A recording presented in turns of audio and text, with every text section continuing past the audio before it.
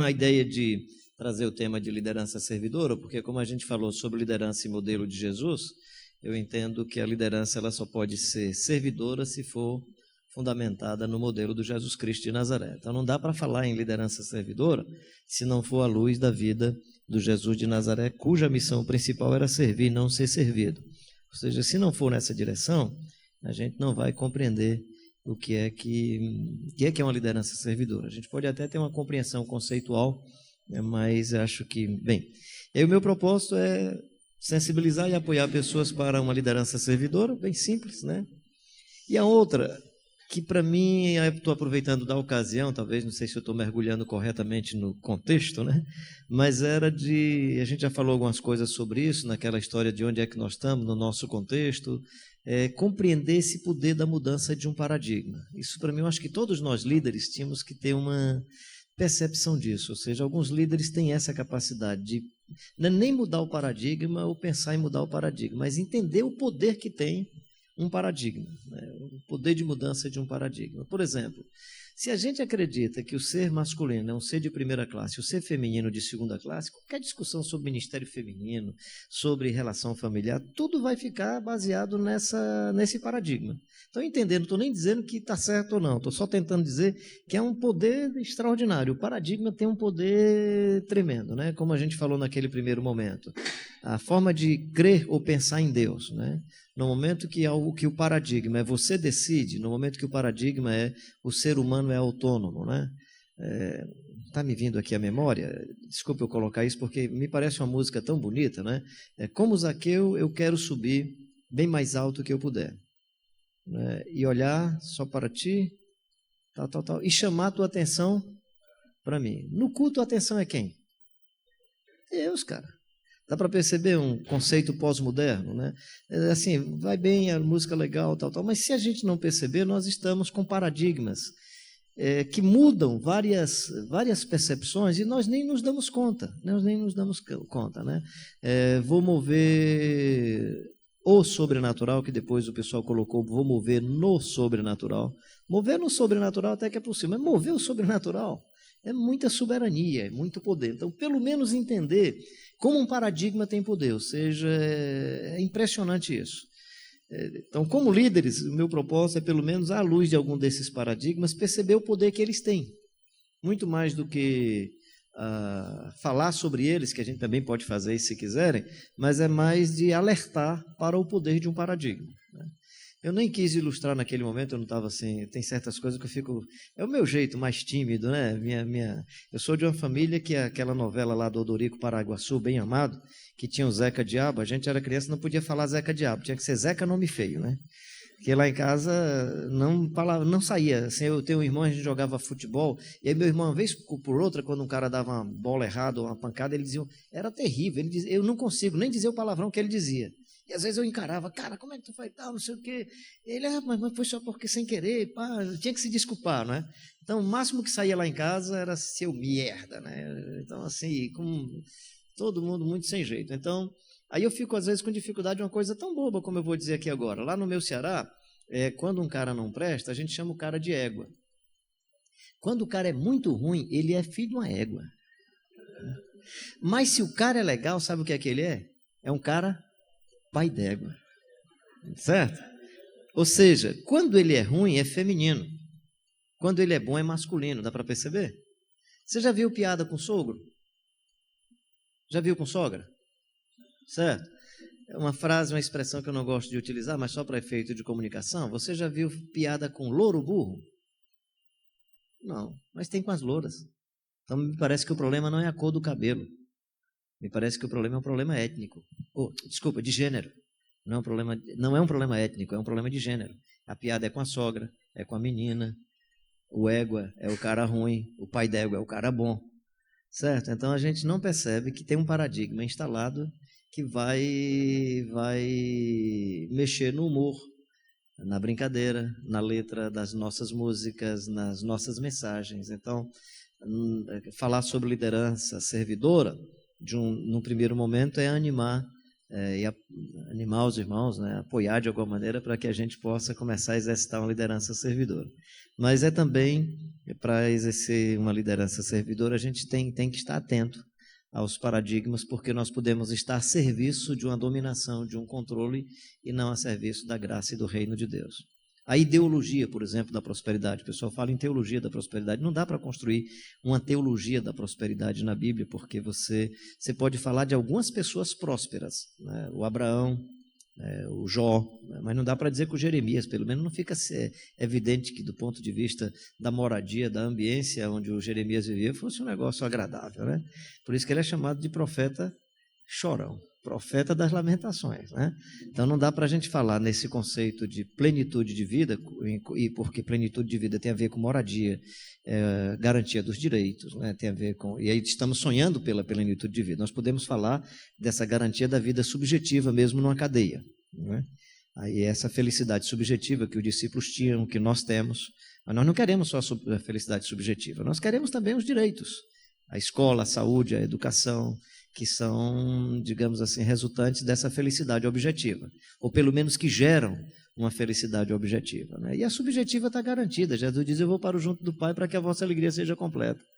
O João diz assim: ó, filhinhos, se alguém pecar, temos o advogado junto ao Pai e tal, e aí vai. Essas coisas eu estou escrevendo para que vocês tenham uma alegria completa. Alegrai-vos sempre no Senhor, outra vez digo alegrai-vos. Então a felicidade subjetiva o Evangelho garante, né? Essa outra felicidade, ela é garantida dependendo da forma como nós nos organizamos do ponto de vista social, político, econômico, e de como nós nos estruturamos, como que a conjuntura responde ao direito de todos os homens e de todas as mulheres numa sociedade. E aí vai depender, inclusive, também de paradigmas essas coisas, né? Como o Leonardo Boff dizia, né? A universal do reino de Deus está correta quando ela diz que o pobre não deve aceitar a miséria. Ela está errada quando propõe pela via do milagre lá dentro, né? Se a proposta fosse: não se conforme com a miséria, com o sofrimento, com a dor, com a aflição, e vamos resolver isso mudando a conjuntura, inclusive religiosa, né? Aí isso valeria a pena, né? Então o paradigma é tão sério que o cara consegue vender, fazer negociação. Então compreender esse poder de um paradigma. Uma coisa que eu pensei e resolvi, estou me sentindo muito à vontade com vocês. Claro que talvez é a presença de alguns amigos tão queridos que aí me deixa muito mais à vontade ainda de colocar uma coisa muito pessoal, né? Que aí vocês, não sei como é que vocês vão encarar isso, que é a minha missão. Assim, mais para animar como fazer um planejamento de vida e tal, né? Que aí eu tenho aí a minha missão, né? Minha missão é essa daí. Do jeito que as empresas têm uma missão, eu também tenho. Seguir a Jesus Cristo, inspirando e apoiando pessoas e organizações a cumprir a missão que Deus lhes confiou. Então, se o Fernandinho Beiramar me chamar para ajudar na missão dele, eu não vou, porque eu não creio que a missão dele seja a que Deus confiou. Se uma grande empresa que causa prejuízo ao meio ambiente, eu não vou, porque eu não acredito que seja a missão que Deus lhes confiou. Mas se são amigos, pessoas, né, organizações que têm uma missão que Deus lhes confiou, aí eu puder apoiar e inspirar. Então, por exemplo, eu estou cumprindo aqui minha missão, né? Vocês estão me dando a chance de cumprir uma missão. Olha que legal, né? Eu deveria pagar para isso, né? Porque a chance que tem, a oportunidade que eu tenho de cumprir uma missão que Deus me deu, eu quero me realizar nessa missão, então eu que deveria estar pagando para cumprir a minha missão, né? Então, aí na minha missão vem meus valores e princípios, né? Compromisso com a Igreja de Jesus Cristo e os pobres. Eu ganhei uma vez uma viagem para Jerusalém. Não estou dizendo que você tem que fazer isso. Eu ganhei uma vez uma viagem de presente para Jerusalém para fazer exposição do Sermão do Monte no lugar onde supostamente era o mesmo lugar que Jesus tinha pregado, tudo de graça, ainda ia ganhar uma gorjetinha e tal. Só que na mesma época eu fui convidado por um grupo de pastores da Assembleia de Deus, de outros grupos pentecostais, de outras igrejas, numa cidade de Sobral, lá no Ceará. E a data coincidia. Eu recebi o convite mais ou menos na mesma época. E aí eu fiquei: vou para Jerusalém ou vou para lá? Aí a medonha da minha declaração de missão não deixou eu ir para Jerusalém, porque estava escrito que o meu compromisso é com a Igreja de Jesus Cristo e os pobres. Se a viagem turista para a região fosse para a faixa de Gaza, e aí o pessoal deveria estar mais pobre do que os pastores de Sobral, e talvez sim. É tanto que eu perguntei: dá para a gente ir direto para a faixa de Gaza e ficar? Você é doido, rapaz? Eu digo: não, então não vou, né? Então, se fosse na faixa de Gaza, aí seria. Aí é a minha declaração de missão, que não tem que ser a sua, eu só estou ilustrando como que a gente pode dizer sim e não a partir de uma missão e a partir de princípios e valores na missão, nos princípios que você tem da sua missão, né?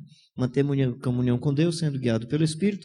E aí, na minha concepção, o que é guiado pelo Espírito aí é essa ideia de dons e ministérios, estar atento aos irmãos, às exortações, aos alertas que os irmãos e as irmãs dão e tal, às sugestões, né? Então, manter relacionamentos plenos de amor e liberdade com a esposa, com os filhos, manter o equilíbrio entre firmeza e candura. Eu tive que trabalhar muito essa área da firmeza, esse meu jeitão assim carismático, legal, bacana e tal, às vezes precisava pegar pesado, aí tive que ir trabalhando isso, então manter firmeza e candura, responder com responsabilidade às oportunidades de serviço ao próximo, para tanto vou buscar total dependência de Deus e a mais elevada competência técnica. Aí vem, né, e vem os papéis, né? Papéis como indivíduo, assumir modelo de vida e ensinamento de Jesus Cristo, contido no Evangelho, mantendo o Sermão da Montanha como paradigma essencial para a vida, que é a ideia de como é que você garante a sua singularidade.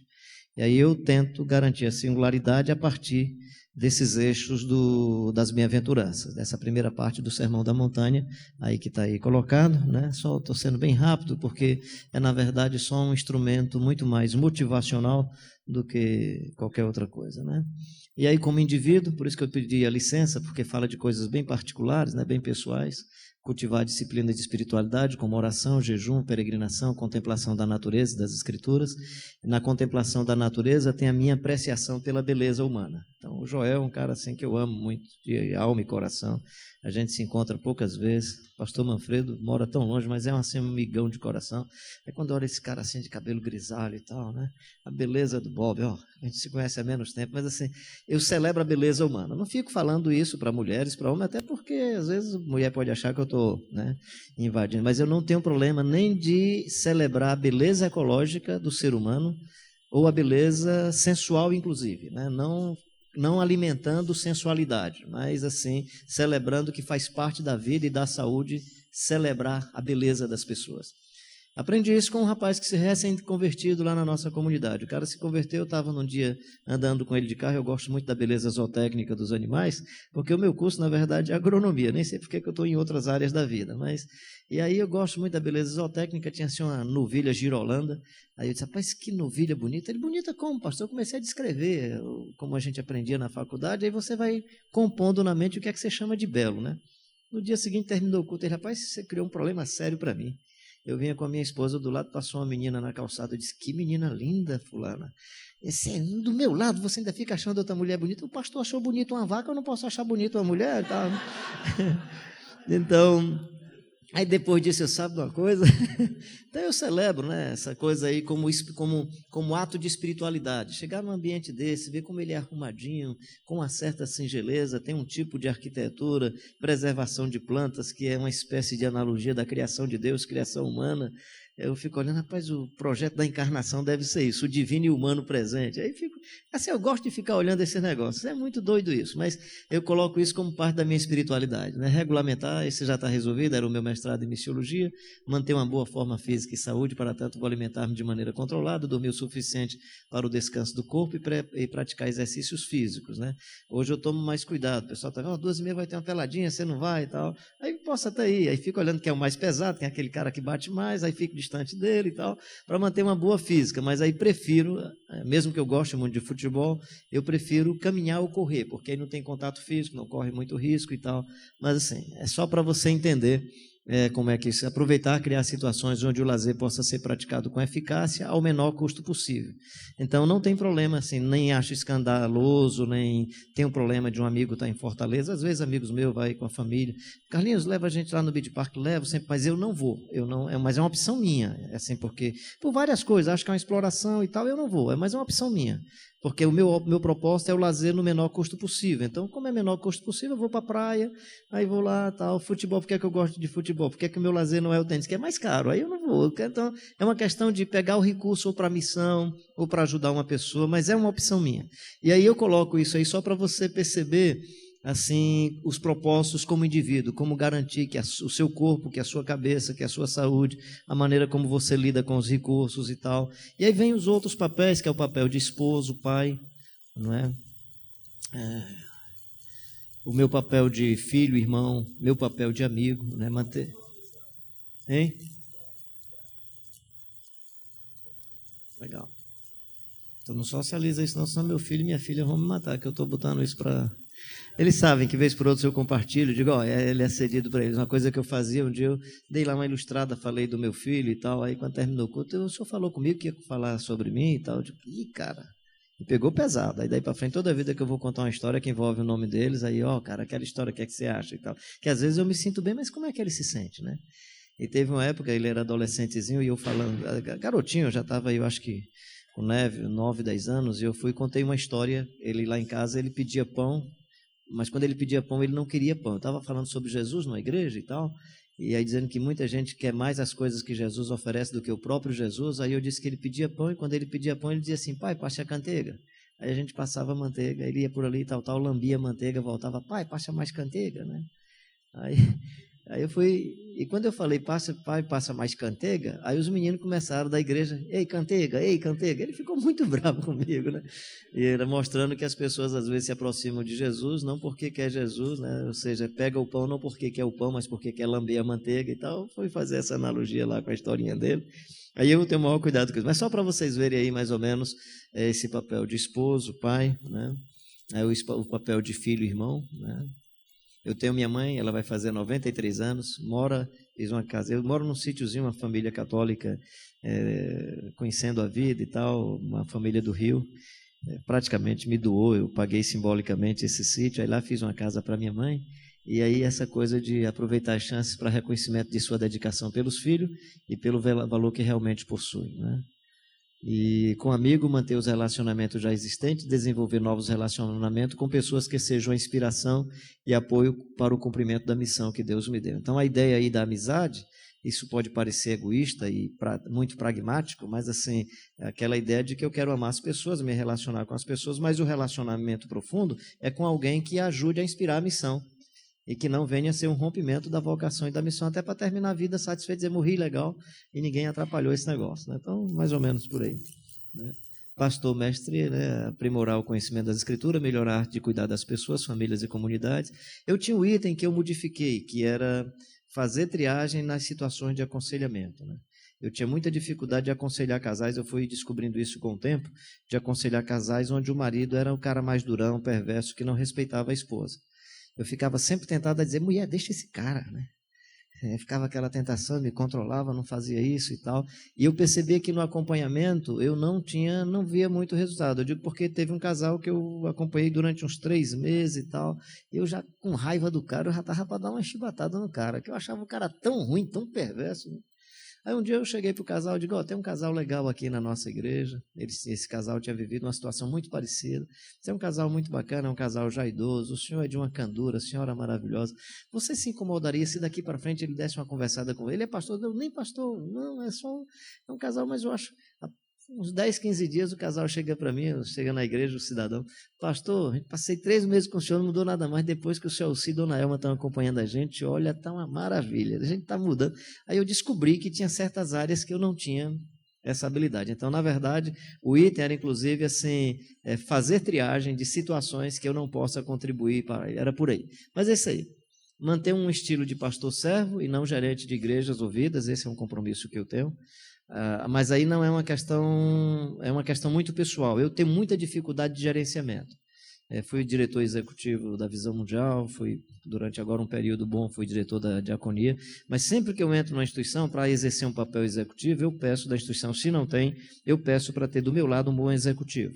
Porque eu acho que eu tenho uma facilidade de perceber estratégias, eu tenho uma facilidade de construir marcos estratégicos sem dificuldade, de criar um ethos institucional que possa facilitar a instituição ter uma cultura de continuidade. Eu acho que eu tenho essa facilidade, mas eu não sou um bom gerente, eu não sou um bom executivo, eu reconheço isso. Eu talvez tenha um potencial na área da liderança, mas de executivo não confundir o executivo, a liderança com... Às vezes o cara é líder e é colocado em posição de executivo, às vezes ele é líder e é dada a ele uma função, mas os líderes, nós vamos ver mais adiante, não dependem de função. O líder depende da confiança conquistada pela sua vida, pelo seu caráter, pela sua integridade. Ou seja, alguém que chega assim e diz, mas o pastor não me dá nem chance de liderar. Liderança não é doação de ninguém. é conquista. Você pode não assumir função, mas liderança você assume sem função. É por isso que tem pessoas, por exemplo, nesse contexto brasileiro, que é consultado e perguntado sem ter função. Certo? Não é o caso do Lula. O Lula, no meu entendimento, por mais que seja um grande líder, ele é uma eminência parda, que é aquele tipo de poder escondido. Essa é a impressão que me repassa dentro do contexto do brasileiro, que é diferente. O líder não tem interesse, o líder está aí, né? Depois eu falo de um líder da Copa se eu lembrar, quando o Brasil foi pentacampeão, o Filipão dando uma entrevista e perguntaram sobre como é que ele levou um time. Aliás, deixa eu então já terminar a história. Perguntaram como é que ele levou um time tão desacreditado e o time foi campeão. Ele disse que além de todo mundo, ele levou um líder. E quando ele falou em líder, eu fiquei esperando um dos grandes jogadores ali. Não era o Juninho. O Juninho. Não era o Juninho Paulista. Ele disse: eu levei o Juninho, que era um grande líder. Aí ele diz assim: a nossa vitória aconteceu, acho que é Brasil e Inglaterra, que saiu de 2-1. Qual foi o jogo que o Brasil fez 1-0 e fez 1-1? Brasil e Inglaterra, né?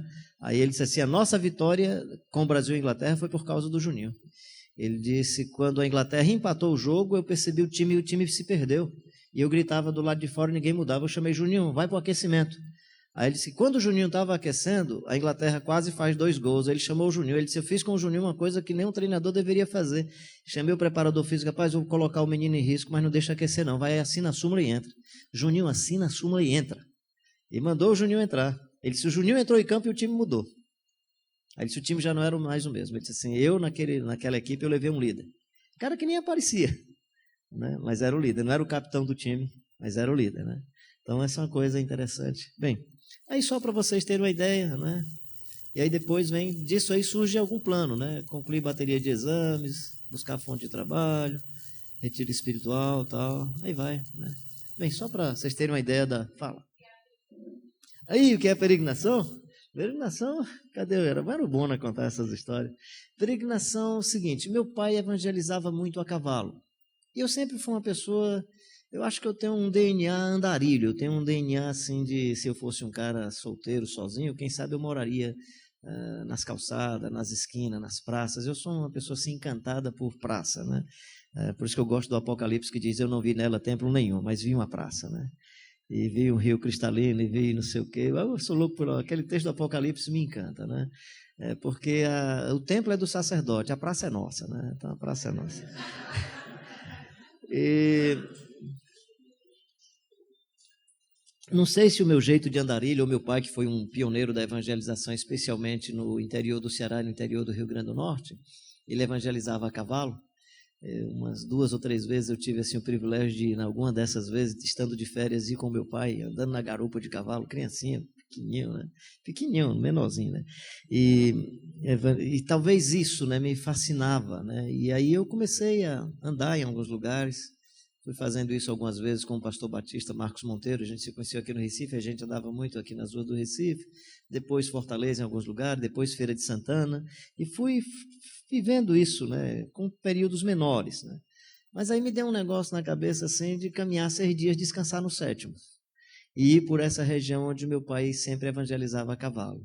Aí fui na primeira peregrinação, e quando fui na primeira peregrinação eu percebi, durante a caminhada, alguns textos bíblicos de maneira diferente.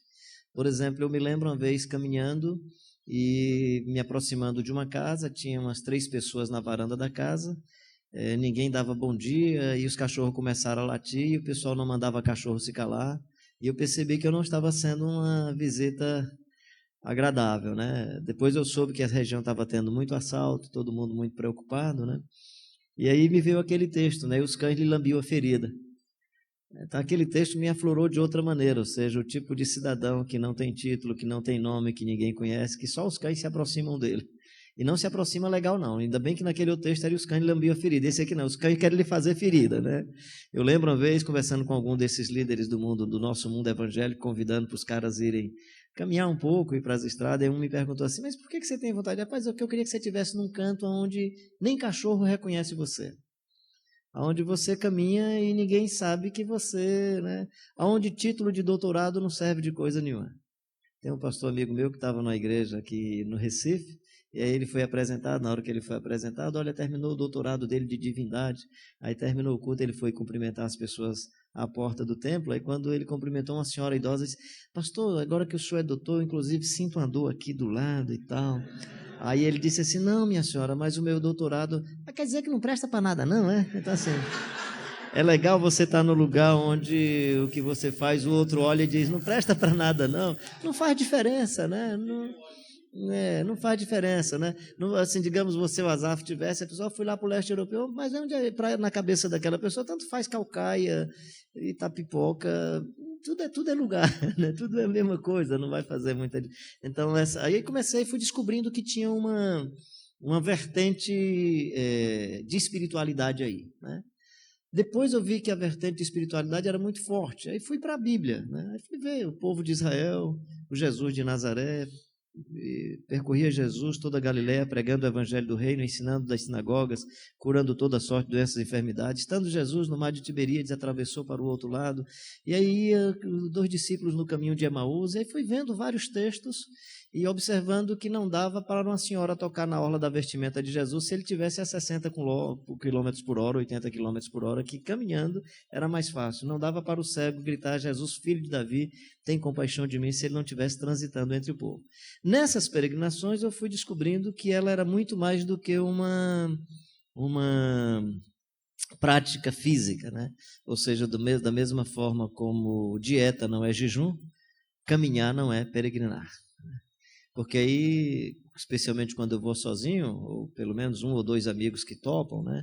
Aí a gente tem algumas regras, não leva mais do que R$10, não pede nada pelo caminho, só dorme onde as pessoas convidarem, se alimenta se a pessoa convidar, não pede comida, e se doar, você tiver alguma coisa, você já vai doar alguém, se encontrar alguém mais lascado do que você, com mais fome do que você no caminho, e aí tem algumas coisas dessa natureza, né?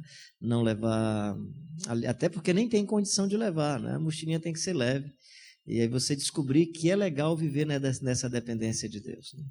Eu tive uma vez uma experiência que eu não conto em muitos lugares, que ela é assim tão simples e parece tão... que eu fico meio sem jeito. Mas eu tinha caminhado naquele dia que jogou França e Itália, na decisão da Copa de... aquela Copa que a Itália foi a campeã, hein? 2006, né? Eu tinha feito nesse dia uma loucura, eu andei 42 quilômetros. Eu lembro bem desse detalhe porque eu estava entrando numa cidadezinha chamada Felipe Guerra. E sempre gostei de futebol, assim, quanto é que está o jogo? Na hora que eu fui entrando, foi na hora que o Zidane entrando na cidade, tinha um barzinho, olhando assim para a televisão, foi exatamente na hora que o Zidane deu a cabeçada no peito do zagueiro italiano. Me lembro bem desse detalhe, né?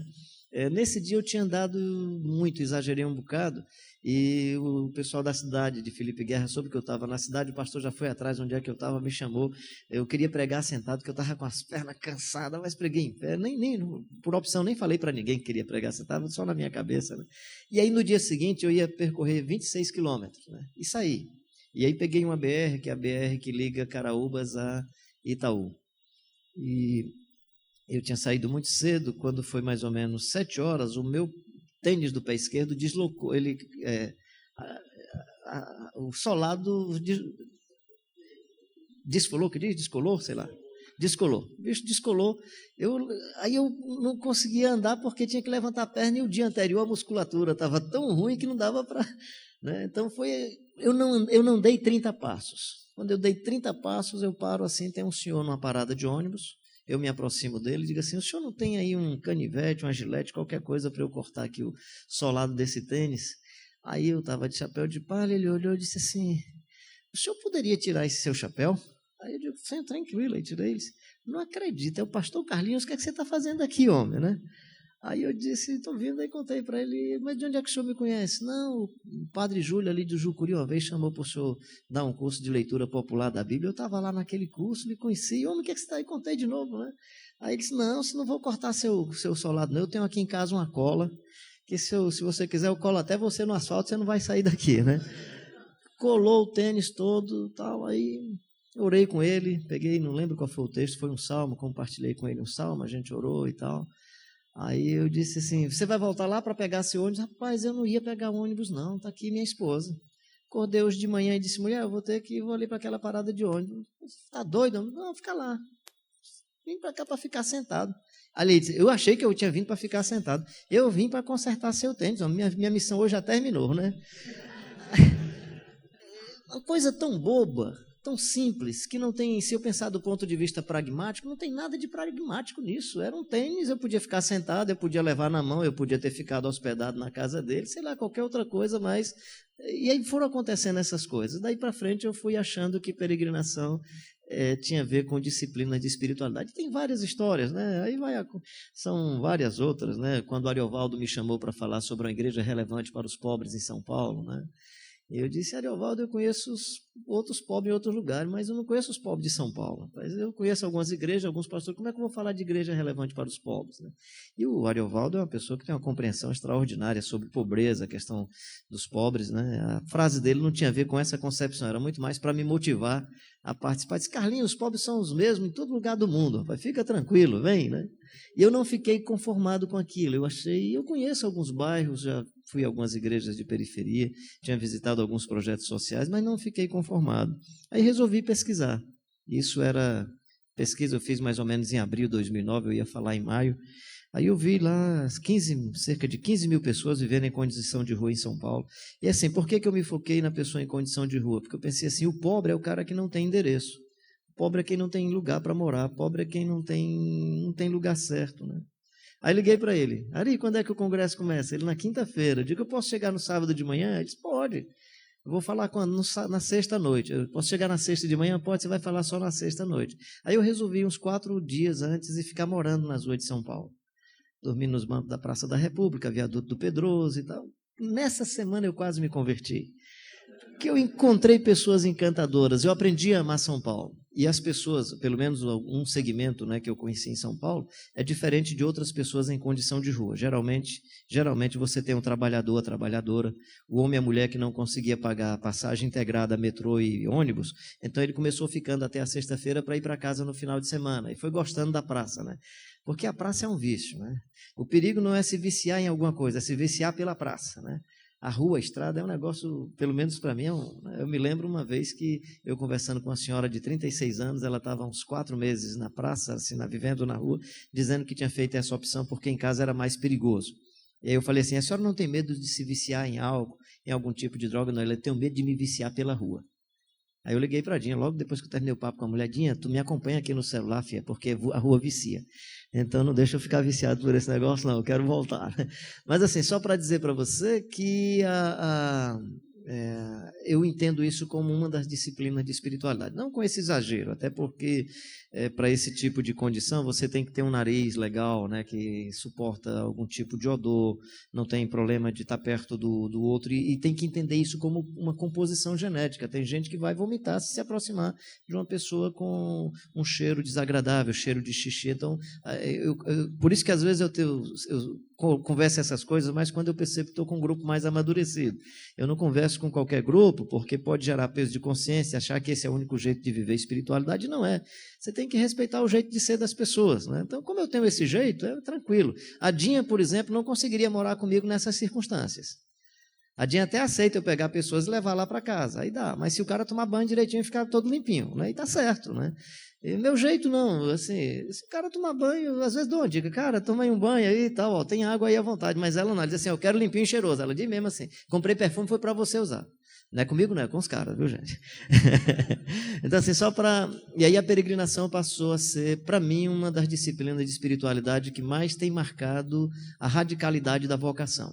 O que ela ajudou foi em radicalizar. Quando eu digo radicalizar, é aprofundar, não é se tornar um cara extremista.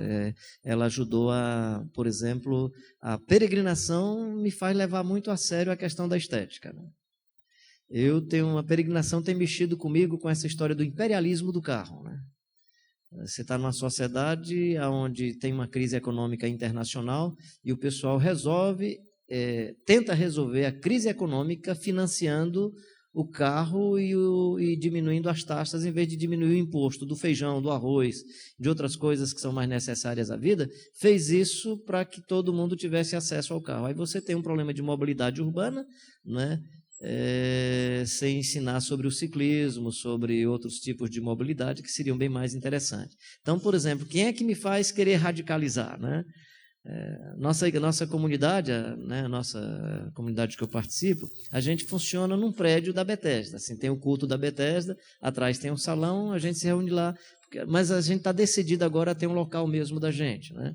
E por que a decisão? Porque nós queremos fazer como uma sinalização para a cidade que é possível você fazer um tipo de templo, um local, onde tem um espaço para bicicletários, não para o que vem para o culto, para quem vai passando na cidade, que quer andar de bicicleta, tem um lugar para beber água, um lugarzinho para ele ficar sentado na sombra, e aí nós estamos topando essa opção. Não temos local ainda, mas a ideia já está. E a ideia é de que isso mais tarde se transforme na política pública, de tal maneira que se mostre que é possível a gente resolver esse problema da mobilidade urbana numa cidade plana como é Fortaleza, tendo vários locais onde as pessoas podem parar, beber água, ter um banheiro decente e tal. Bem, você falou sobre peregrinação, eu já fui falando sobre um bocado de coisa, é que eu sou assim mesmo, a cabeça vai, vem, né? Por exemplo, só para você ter uma ideia, não é aqui, ó. Eu tinha a minha timidez nordestina, né? Não é só nordestina, talvez da minha própria história de vida. Aí eu tinha uma timidez até de me chamar de escritor. Já tinha escrito uns 2 livros, não me chamava de escritor.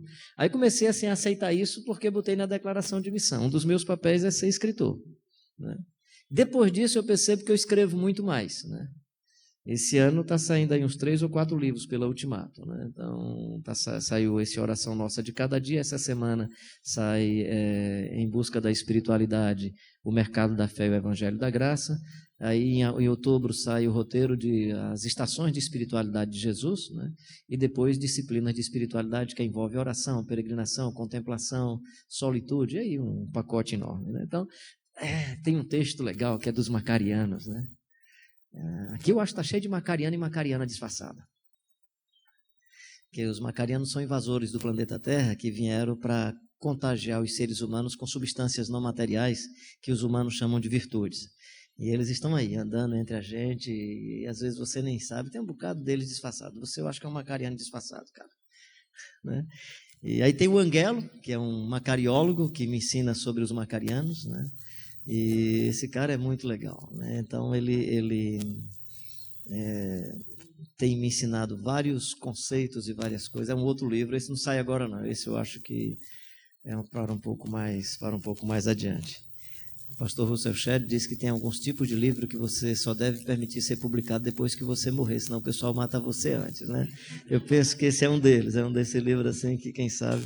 Mas assim, eu queria colocar isso só para vocês, assim, de alguma maneira, eu não sei, senti o desejo de partilhar isso com vocês, desses papéis, né?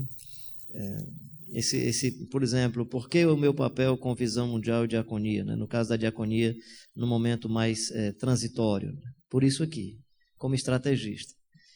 A diaconia, uma instituição que estava, uma instituição muito bonita, um papel muito bonito na sociedade, mas vivendo um momento de luto, de algumas dificuldades. Então, aí eu achei que naquele momento poderia dar uma contribuída e tal, né? Então, mais por isso. Então, sim, são papéis, né, que eu assumo na vida, e minha missão, que no meu entendimento vem à luz disso aqui, que é o Evangelho do Jesus de Nazaré. Se você observar, ser absolutamente dependente de Deus está relacionado com felizes os pobres de espírito ou felizes os humildes de espírito, que é a ideia de ser pobre de tudo, por isso que é dependente de Deus, porque não tem poder econômico, não tem poder político, não tem poder social e nem tem poder espiritual, é pobre. Feliz, por isso que eu acho que é legal. Na religião, felizes os ricos espiritualmente. No Evangelho do Jesus de Nazaré, felizes os pobres de espírito, nem rico espiritualmente. Porque o rico espiritualmente confia na fé, confia na santidade, confia no seu carisma. O pobre de espírito só confia em Deus. Não tem expectativa de reconhecimento, de aplauso. Não tem expectativa de que a melhor cadeira seja dele. Não tem expectativa de que seja chamado para fazer a oração final, como forma de prestigiar o ambiente, né? Pobre de espírito é pobre de espírito, que vive a beleza da sua humanidade. Ser humano já é o grande fascínio e já é o grande encanto da vida. Para que mais? Para que mais do que ser imagem e semelhança do Jesus de Nazaré, gente? O que é que você quer mais? O que é que você quer mais, né? Bem, então essas coisas aí vão me ajudando e me denunciando o tempo todo, né? E o que é legal disso é que denuncia. Isso não diz o que eu sou, diz o que eu deveria ser. Por isso que, de alguma maneira, uma declaração de missão ou um projeto de missão dessa natureza, ele não é um instrumento que lhe projeta, ele é um instrumento que lhe denuncia. Você vai sempre estar diante do irmão e da irmã, baseado não no que ele é e no que ela não é, do que você não é, mesmo sabendo do que é que você poderia ser. Aí não tem como se colocar de maneira arrogante, né? Porque... Vamos voltar para o nosso assunto? Desculpa aí essa introdução tão prolongada. Não sei se ajudou de alguma maneira. E obrigado pela pergunta, que foi o que fez eu mexer com esse negócio. Por isso que, meu Deus do céu, se for fazer pergunta, nós estamos arrumados. Aqui. Fazer essa diferença entre liderança e chefia, né? Por exemplo, para mim o chefe de gangue não é um líder, porque ele gerencia pelo medo, ele gerencia pela pressão ou pelo tipo de compensação. Da mesma forma como você pode ser um gerente religioso e não ser um líder. E aí você gerencia a igreja por compensações, troca de favores, cargos, funções e tal, né? Então, fazer essa diferença entre liderança e chefia. Fazer a diferença entre liderança... desculpa, eu podia ter botado na tela inteira. Fazer a diferença entre liderança e gerência, né? Qualquer ambiente técnico de administração hoje vai fazer isso. Eu tenho aqui só para você ter uma ideia, tá aqui, só para a gente aproveitar aí e fazer logo essa diferenciação. Isso eu tiro literalmente do livro do Stephen Covey, O 8º Hábito das Pessoas Altamente Eficazes, quando ele faz a diferença entre liderança e gerência. Liderança, essa coluna de cá, vai lá. Vou chamar vocês aqui de líder e vocês de gerente. Lê o primeiro item.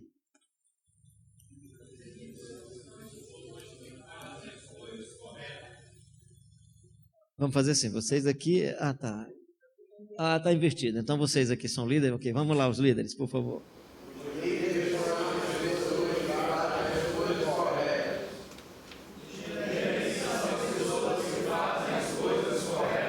Pronto, daquilo que a gente falou no começo, vocês lembram? No outro momento, né?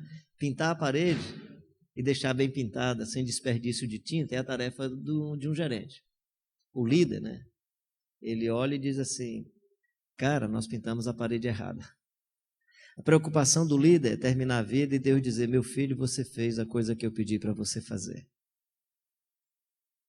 Porque pior do que não fazer é fazer de maneira muito eficiente a coisa errada, ou que Deus não pediu para fazer.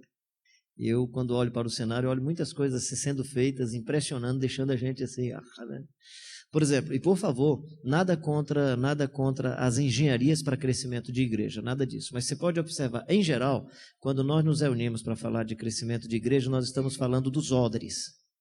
Nós estamos falando da engenharia. Dificilmente você encontra alguém falando do vinho, que é essa essência do evangelho, a beleza do evangelho. Vale a pena quando o vinho chega e quebra qualquer odre. Mas não adianta a gente pensar em odre para colocar qualquer coisa. Assim, com todo respeito a todos esses modelos, sejam eles os pequenos grupos, sejam eles as redes ministeriais, sejam os modelos tradicionais, seja como for, são modelos, são engenharias. São engenharias. A pergunta não é a engenharia, a pergunta é que vinho nós estamos colocando dentro desse odre. Então a questão não é o odre, é qual é o vinho. Então, geralmente, pelo menos onde eu tenho visto e observado, em geral, o conteúdo diz, assim, o assunto diz respeito à engenharia, que inclusive, por ser boa engenharia, pode funcionar para qualquer atividade, né? Por isso que ela não precisa ser também descartada. Então, por exemplo, trabalhar em redes, que é uma coisa da cultura da nossa geração, né? Trabalhar em redes, né? Em forma piramidal, né? Herbalife, Amway, tantos outros, né? Ou seja, são estruturas tão interessantes que funcionou até para o que não presta, dá para funcionar para o que presta. Então, mas a pergunta não é essa. A pergunta não é se nós sabemos fazer barris bem feitos, se nós conseguimos fazer grandes e fortes vasilhames de vidro, né? A pergunta é que cachaça ou que vinho nós estamos colocando dentro desse negócio. O que é que nós colocamos dentro disso? Então, eu acho que esse é o papel dos líderes, né? Fazer a coisa correta e não só fazer corretamente. Vamos lá? Liderança.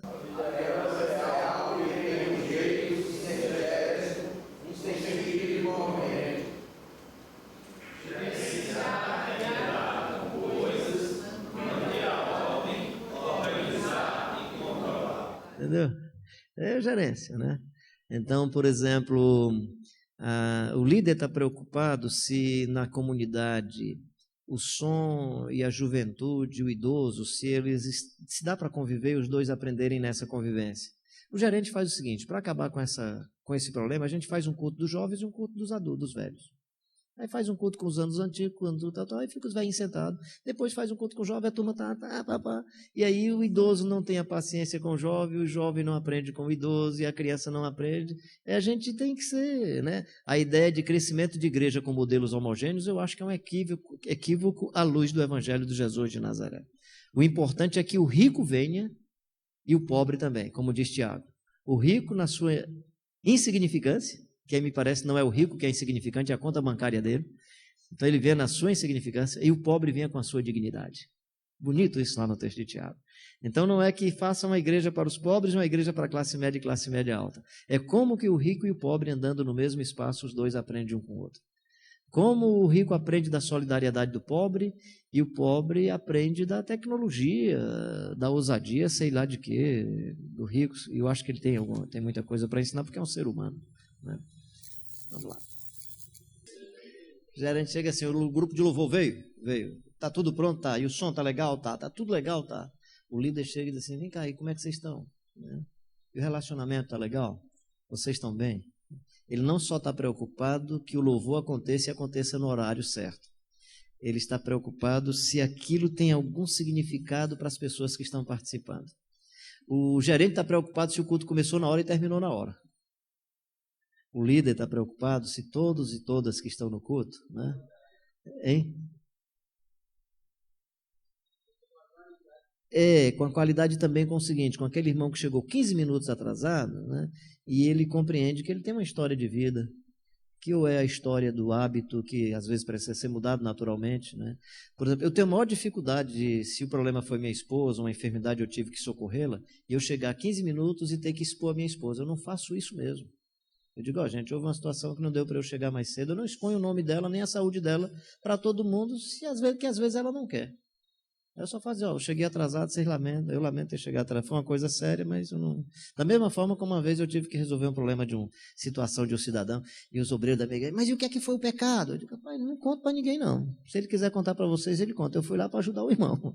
E os caras queriam porque queriam, né? Então assim, eu acho que, assim, o que é que o horário é importante? Sem dúvida nenhuma, assim, mas cuidado para a gente não trabalhar o tempo como kairos, e não como... Aliás, como Cronos, e não como Kairos, né?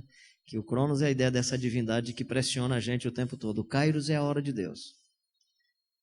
Jesus vai de Jerusalém para Galileia, e aí para só para comer um pãozinho, aí depois o pessoal chega com o pão, ele já não quer mais o pão, a minha comida é fazer a vontade do meu Pai, e fica 2 dias.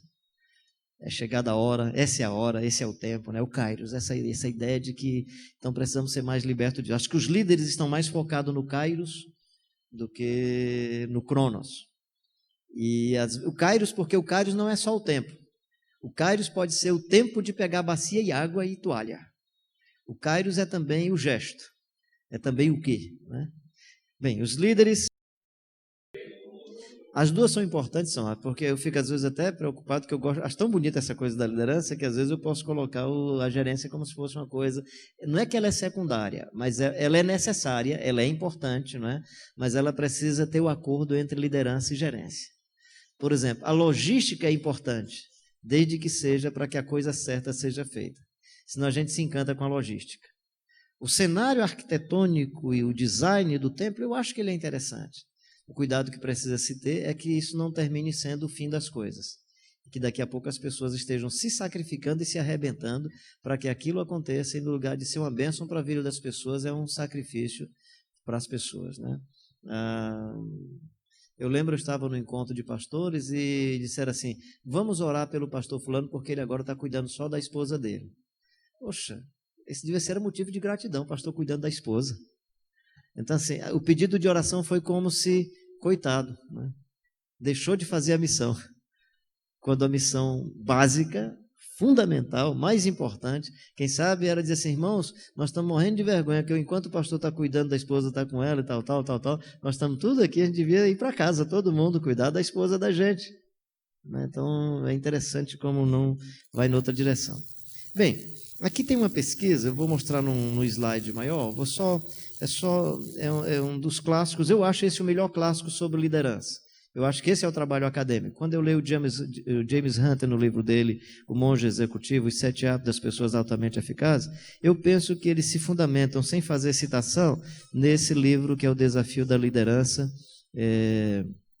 do Posner e do Cousas. Esses dois caras, eu acho que trabalham bem com pesquisa de maneira mais acadêmica, de maneira mais científica. Eles fazem uma pesquisa, né, com 20 mil pessoas participaram da pesquisa, e a pergunta era essa daí: quais as características do líder que os seus seguidores admiram? Eles levantam 20 itens. Essa pesquisa é baseada em 20 itens, né? O que é que eu fiz? Eu separei os itens, só para você ter uma ideia, eu fiz um corte dos 20 itens, eu peguei esses 1, 2, 3, quando eu digo 4, 5, é porque o 4, se você observar, tem 2 itens, né? Eu apenas peguei os que davam em percentuais de 49 para cima. Ou seja, o que é que as pessoas olhando, o que é que elas admiram num líder?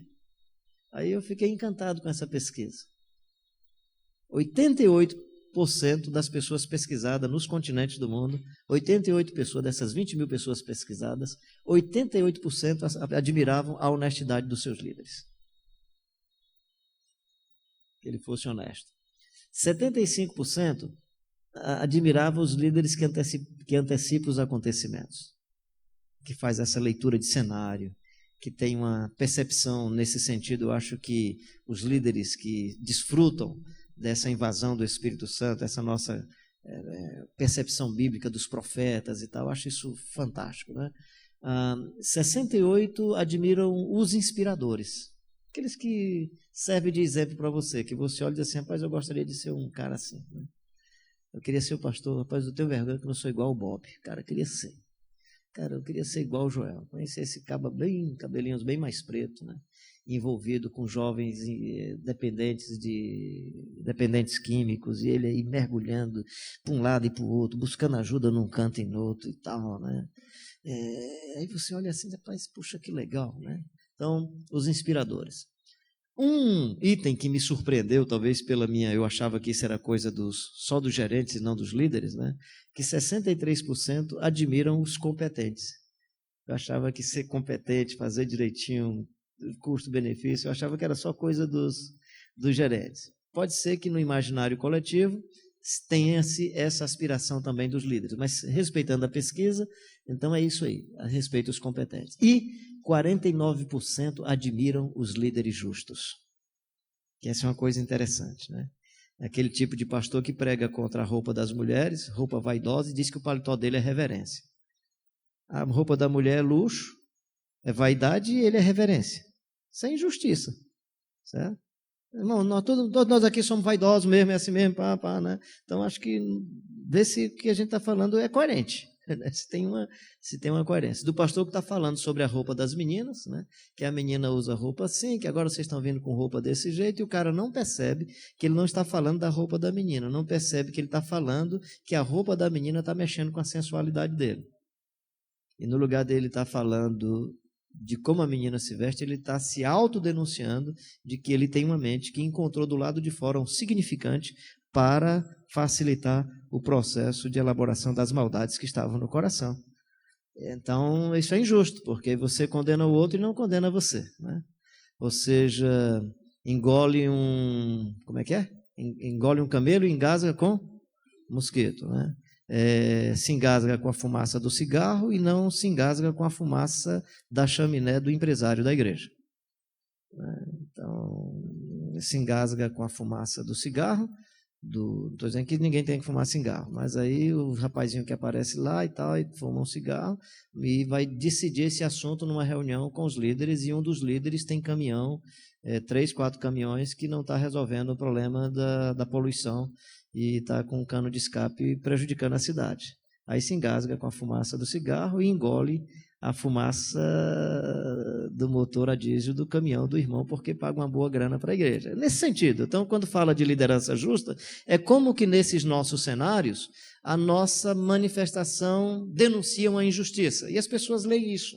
e percebeu do catolicismo. No Brasil, e quem é bem mais antigo, eu não sofri isso não, mas meus irmãos tiveram essa dificuldade. Eu sou de igreja que não batiza criança. Nossa vertente pentecostal não batizava criança. E uma das coisas no cartório que era pedido quando quando a família se apresentava para registrar o menino, especialmente, pelo menos no meu Ceará era assim, era o batistério, que era uma maneira do catolicismo manter o controle das famílias. Então o cartório dizia: cadê o batistério? Aí minha família não tinha batistério, maior dificuldade, ou seja, o menino era pagão se não tivesse o batismo, ele não era cidadão, ele era pagão, ou seja, você só é cidadão, você só é gente se o sacerdote disser que você nasceu. Você só casa se o sacerdote disser que você casou. E você só morre se o sacerdote encomendar seu corpo. Ou seja, nascimento, casamento e morte. Esses 3 grandes momentos da vida foi entregue nas mãos do sacerdote, dizendo que o sacerdote tem o poder da vida da gente nessas áreas. Isso no nosso contexto, especialmente no nosso contexto de catolicismo português, é semelhante ao catolicismo espanhol. Você não vai ter essa mesma ideia em alguns outros ambientes, pelo menos, por exemplo, na cristandade ortodoxa grega, você não vai ter essa mesma cultura. Não se tem essa mesma cultura, mesmo no espaço chamado cristão, seja católico ou evangélico. Você não tem essa mesma cultura na África Austral. Aliás, uma experiência muito interessante nessa questão em Angola. Eu fui visitar um pastor amigo meu, um angolano. Aí cheguei e fiquei esperando, ele estava atendendo um casal. Eu não sabia, era um casal que ele está atendendo, um casal de jovem que queria casar. Aí ele chega, me cumprimenta, abraça e tal, eu sento com ele, conversa vai, conversa vai. Mas olha, que absurdo, esses jovenzinhos aí de casal, quer casar, não fizeram nem sexo, como é que quer casar? Aí porque na cultura é muito parecida com essa cultura que vinha do Oriente Judaico, que inclusive você podia, encontrando alguma coisa, digamos, isso era muito do machismo, né? Alguma coisa, nunca diz desagradável no homem, era dele encontrar na mulher. Alguma coisa desagradável, sei lá o que é que era, né? Mas tinha alguns critérios, você vai ler isso lá no texto de Levítico, e aí você podia romper. Então, assim, você está trazendo um tema que ele é mais cultural do que moral. Ou seja, vai depender de que cultura nós estamos lidando. Na cultura brasileira, nós lidamos com isso dentro dessa visão, se é de católico praticante ou de protestante praticante, mesmo que casou no civil, não serviu, né? Porque quando termina a celebração e o pastor diz agora é marido e mulher, o que é que a gente bota no carro lá? O que é que escreve? Hein? Mas o que mais? Lembra aí? Hein? Enfim, casado, mas tem uma frasinha que eu já vi. Não sei se eu pensei que era só lá no meu Ceará. Feliz ou feliz lua de mel. Publicamente, o sacerdote disse sim. Agora a gente diz, vamos fazer sexo. Então, a questão não é fazer sexo ou não do casamento. Por favor, essa não é a minha questão, não. A minha questão é, que poder é esse que o sacerdote tem, que só nasce se o sacerdote disser que sim, que só casa se o sacerdote disser que sim, e só morre se o sacerdote encomendar o corpo.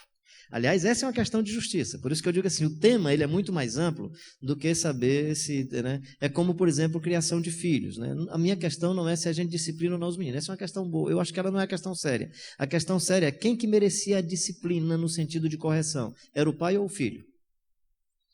Tem uma situação na minha casa que hoje eu olho e digo, rapaz, claro que a Kelvinha já sabe desse. Ela era pequenininha, ela tem um negócio de pegar a palita e ficar botando nas tomadas.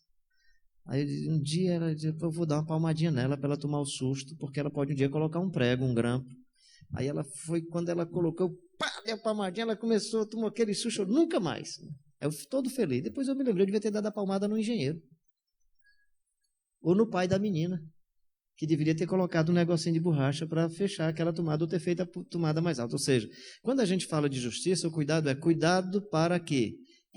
Por isso que eu gosto do texto do Sermão da Montanha, felizes os que têm fome e sede de justiça. As outras virtudes nós temos, tudo indica. Felizes os que choram, felizes os mansos, felizes os pacificadores, felizes... Quando fala de justiça, você não é feliz os justos. Felizes os que têm fome e sede de justiça, porque nós somos possivelmente também justos na situação. Então, são situações... Eu, no meu caso, quando acontece isso, por favor, você que é pastor, fique à vontade, que aí a pessoa chega, pastor, olha, está grávida e tal. Puxa vida, que legal, vou abençoar 3 numa tacada só, né? Aí já abençoou os 3, né? Eu não tenho problema com isso, né? porque essa história da sexualidade, da sensualidade e do nascimento de uma criança é um projeto anterior, especialmente quando nasce uma criança, é um projeto anterior à nossa moral, à nossa cultura e à nossa legislação. Surgiu vida, pergunta que eu faço é, vai assumir, cara, ou não vai? Aliás, tem caras que se convertem, tem um cara que se converteu na nossa comunidade, ele agora eu sou crente, eu queria confessar uma coisa para o senhor, o que é que é? Eu tenho um filho fora do casamento. E aí, qual é o problema? Não, o problema não, eu quero saber se você quanto é que você paga para esse menino aí, a família e tal. E eu digo, nossa, cara, se é na igreja que você quer ficar, minha pergunta aqui não é como fica a sua questão moral, não é a questão de sustentação dessa criança. Eu espero que você, sendo membro dessa comunidade, nunca seja um juiz que manda você pagar essa conta, é que você voluntariamente assume esse pagamento.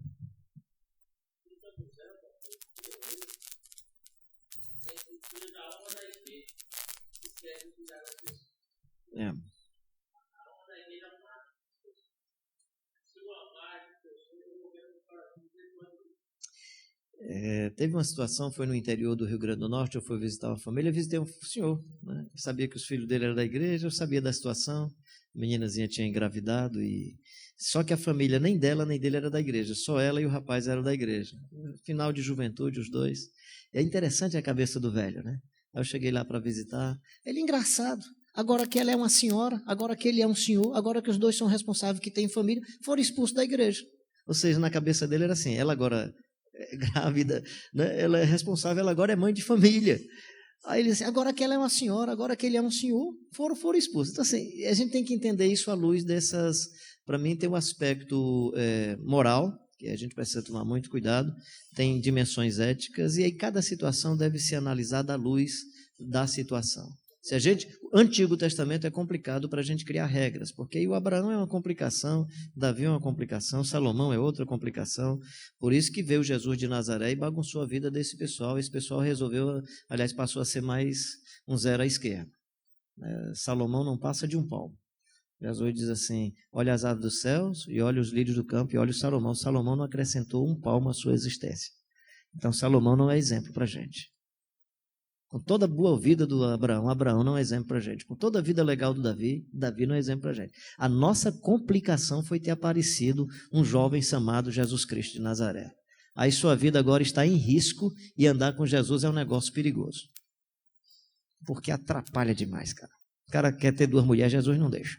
É só uma. O cara quer ganhar dinheiro fácil, Jesus não deixa. O cara é carismático, aí quer seguir o esquema religioso, aí vai. No esquema religioso dá, mas se for com Jesus não dá certo. Aí o cara quer ser bom e o melhor, Jesus disse, se você fizer tudo direitinho, fizer tudo legal, vai receber um diploma de inutilidade.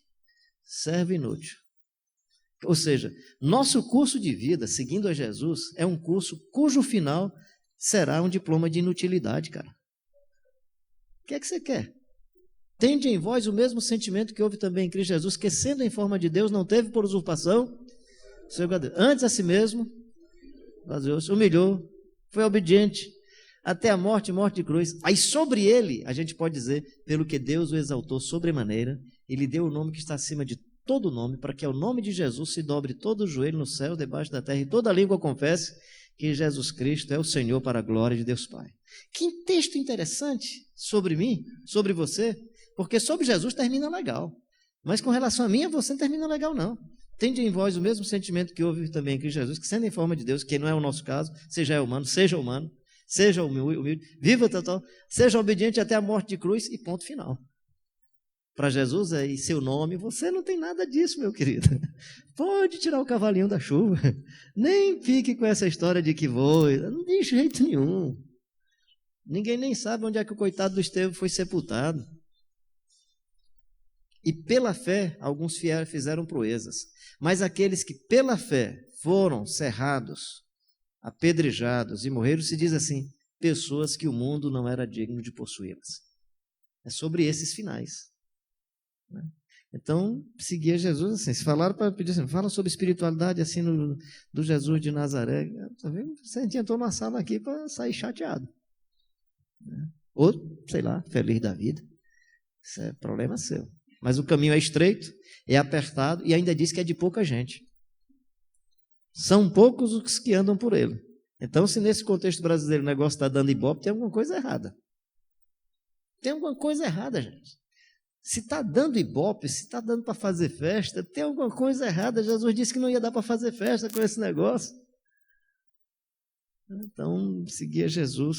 Essa palavra aí, essa coisa do justo, a gente tem que estar sempre muito atento, né? Para não tratar com injustiça ou incoerência esses cenários, né? Nas igrejas isso acontece muito, né?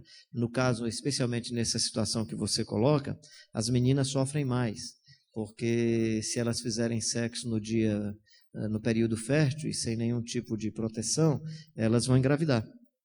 E os meninos não, né? Então, isso é mais injusto com as meninas. Essa é uma situação de muita injustiça com as meninas. Aliás, as mulheres são muito injustiçadas, né? São muito injustiçadas. Em alguns espaços mais, em alguns outros mais ou menos, em alguns outros, né? Mas eu acho que elas são muito injustiçadas. Então, justiça é sempre estar atento a isso, né?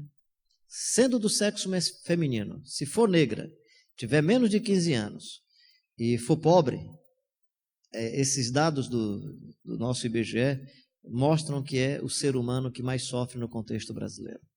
Ser humano que mais sofre no contexto brasileiro e é mais vulnerável a qualquer tipo de violência é pobre, tem menos de 15 anos, é do sexo feminino e é de pele negra. Pensando assim no Jesus de Nazaré chegando, dizendo assim, Jesus, de quem é o ser humano que você mais se aproximaria para resgatar? Eu penso que seria esse ser humano aí. Certo? Então, a justiça é cuidado para, em nome da justiça, você não estar oprimindo quem merecia ser protegido e liberto. Por isso que Jesus pegava pesado com os escribas e fariseus e pegava de maneira mais, quando eu digo leve, com a pedagogia diferente com os pobres e publicanos, com os pecadores e publicanos. Para a igreja que não tinha etnia, que não tinha história, da Ásia Menor, Bitínia, Capadócia, a palavra do Pedro é: vocês que não tinham raça, vocês que não tinham origem homogênea, vocês agora são nação santa, raça eleita, povo de propriedade exclusiva de Deus. Esse texto não serve para Laodiceia. Laodiceia, vocês se acham ricos, os melhores e resolvidos, vocês não sabem que vocês são pobres, miseráveis, cegos e nus. Isso é o evangelho, gente. O evangelho é assim, seca a bola de quem acha que está bem demais e melhora a autoestima de quem está arrebentado. Esse é o evangelho. O evangelho é o filho pródigo que chega: pai, pequei diante do céu, pai, me recebe como um dos teus trabalhadores, vai ter festa para você, menino. Aí chega o escriba e fariseu, né? Representado aí pelo filho mais velho, né? Pai, eu estou aqui faz tempo. Pois é, menino, eu estava aqui comendo com publicanos e pecadores, que é o teu irmão, fazendo festa com ele, tu está chateado e não sei o quê, né? Filho, tudo que eu tenho é teu, tal, deixa de bobeira e tal. E aí vai aquela conversa legal, né? Que na verdade o filho pródigo é o publicano e pecador e o filho mais velho é o escriba e fariseu, né? Bem, vamos para frente, né? Porque eu preciso aqui voltar para o que a gente estava falando. Eu fui fazer a diferença de liderança, esqueci tudo, gente, me empolguei. Por exemplo, o que é assim a definição mais básica, não é? Eu faço uma modificação, como eu tiro isso do livro O Desafio da Liderança, tá, entre aspas, com o jeito que depois eu vou dizer onde é que eu modificaria, né? Liderar é saber como explorar os mananciais da motivação humana. Eu só tiraria a palavra explorar. Eu acho, a palavra não é boa, né? Mas é assim que foi traduzido aí? Não, ela é da ideia de tirar proveito, né? Por mais que aí seja, né? Então, desenvolver, né? Dar vazão, né? Dar vazão, aproveitar do potencial, né? Também aproveitar não é muito bom, porque parece que você vai tirar proveito, né? Mas assim... Não, porque o papel do líder não é só despertar. Ele, além de despertar, assim, a analogia para isso é: ele percebe na horta uma plantinha que está crescendo e ele dá um tratamento especial, estratégico para, né?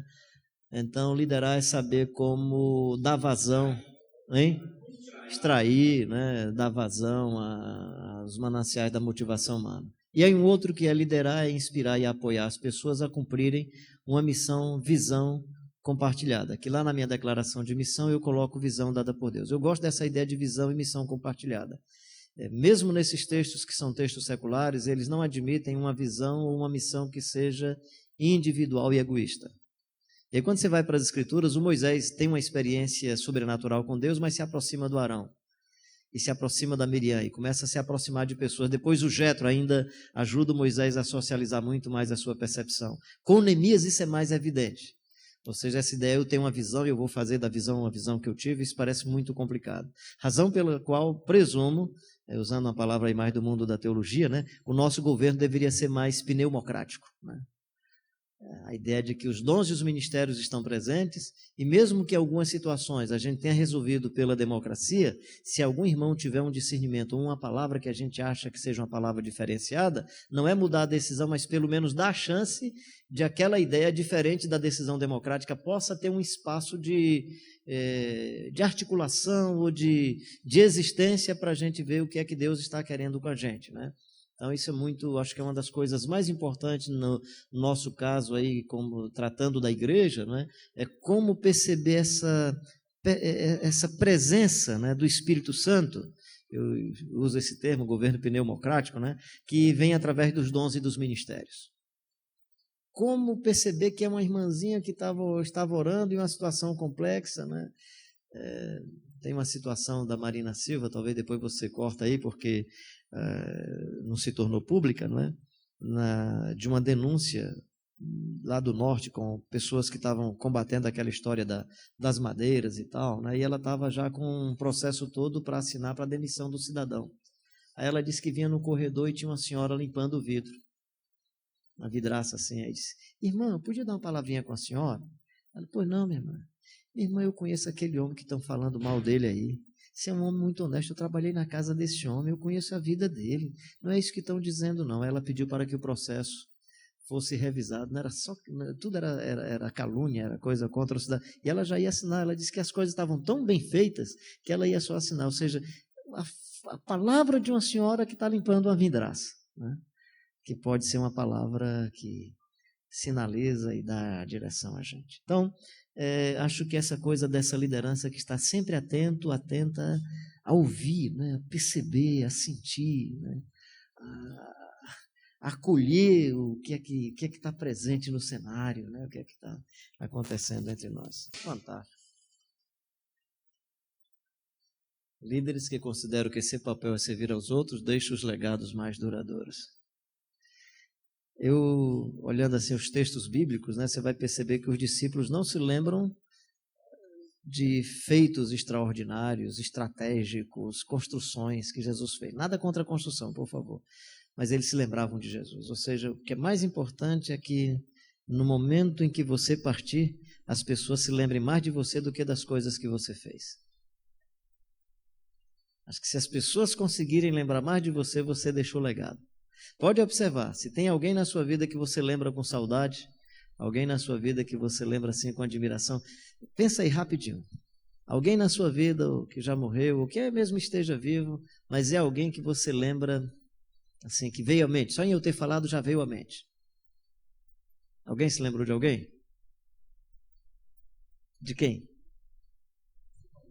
Pastor Samuel Gil. Legal, pastor Samuel Gil, não esqueça não. Alguém lembra de mais alguém? Quem? Seu avô. Joel, foi você que lembra? Manfredo Greles. Agora, pensa o seguinte, quando você se lembra dessas pessoas, o que é que você se lembra, ou de uma experiência, ou de qual a palavra que lhe vem quando você pensa nessas pessoas? O que é que vem na sua cabeça quando você lembra? O que é que você lembra dele? Obediência a Deus. Simplicidade, Manfredão, né? Que coisa extraordinária, né, cara? Sabe que ele foi peregrinar comigo já umas 3 vezes? Numa das peregrinações a gente ia por volta de 4:30 da tarde, e aí eu, ele e o Wellington, que é um pastor metodista, a gente ia entre Felipe Guerra e Caraúbas, numa estradinha, aquela estradinha de barro, e o pastor Manfredo é um gentleman, muito educado, aquele cara assim legal, e a gente ia caminhando, conversando, aí lá se vê uma senhorinha com a bolsinha de palha na mão, com o paninho enrolado na cabeça, bem apressadinha, né? Aí quando vai passando assim perto da gente, o pastor Manfredo de maneira muito educada, boa tarde, minha senhora, dou cabimento a vagabundo não, e passa, né? pastor Manfredo deu aquela risada assim, eu digo, você vai andar com um cabo igual a mim, fica sendo chamado de vagabundo, malandro e tal, ele riu. Aí lá na frente nós paramos numa casinha, do lado da casinha tinha uma congregação. Aí nós contamos a história para a família riu, deve ser a fulana, né, que era uma senhora trabalhadora e tudo, mas tem uma descompensação, e é evangélica. E aí, enquanto a gente estava conversando aqui do lado, o templozinho estava de porta aberta, a senhorinha do jeito que veio, entrou, e pastor, quem está aí? Aí ela entrou, assim que entrou, não estava vendo o culto, não, era tarde, o tempo vazio, mas entrou, se ajoelhou, ficou lá ajoelhadinho orando, aí ele olhou e disse, Carlinhos, eu pensei que era uma mulher qualquer, mas é uma santa e tem discernimento, né? Então esse é o Manfredo, esse cara assim, coisa bonita, né? Veja bem, o que é que eu estou querendo dizer? Algumas pessoas, elas marcam a geração seguinte, porque elas conviveram. Uma das coisas que a gente poderia fazer era como marcar gerações futuras, registrando alguma coisa sobre essas pessoas. Por isso que eu acho que era muito interessante você testemunhar mais sobre você. Dizer mais sobre a sua história de vida, né? Para que isso testemunhar, não significa fazer biografia, nada disso, né? Porque, não sei com quem a gente estava conversando ali fora sobre a palavra testemunho, né? Era com você, sobre a palavra testemunha, que é mártir e martiria. Quer dizer, o novo testemunho, o mártir é aquilo que você é, e martiria é aquilo que você comunica. Mas as pessoas só vão entender o que você comunica quando você primeiramente é. Por isso que é a ideia, por isso que eu acho legal essa ideia de e sereis minhas testemunhas, né? Você primeiramente se torna um seguidor de Jesus, depois você fala sobre o que é o seguir a Jesus, mas o outro só vai entender o que é o seguir a Jesus quando você se tornar um seguidor do Jesus de Nazaré. Então, só para fazer aqui uma diferença rápida, né, que a gente falou de a diferença de liderança e gerência, e depois a liderança é a liderança servidora. Já falei várias ilustrações, mas deixa eu só fazer esse fechamento. Líder já é encantador, né? Então, quando eu citei aqui, às vezes, o capitão de um time de futebol, o cara... Agora, a liderança servidora é algo para além da liderança. Que aí a inspiração dela é o Jesus de Nazaré.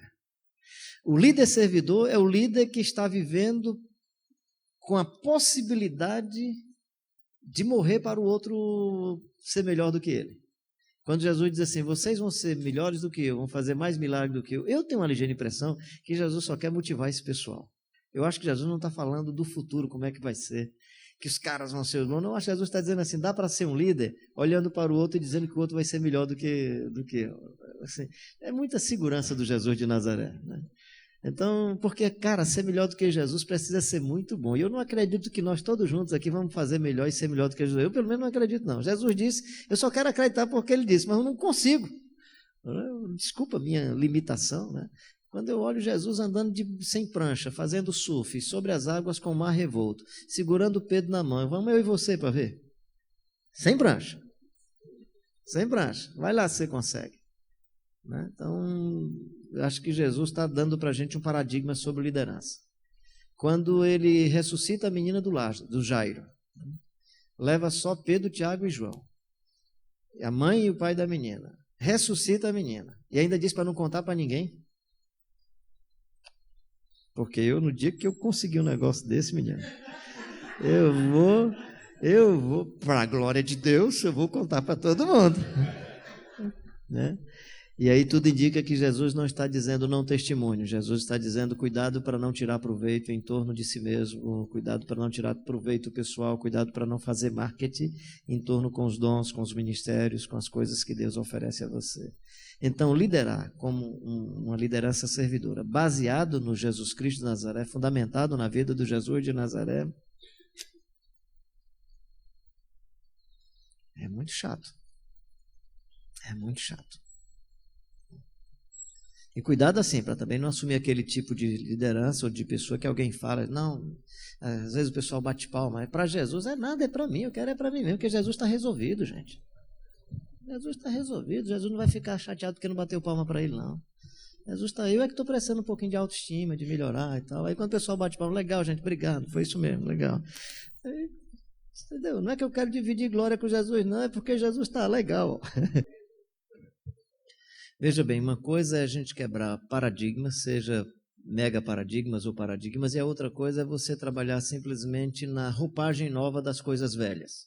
que não é uma quebra de paradigma.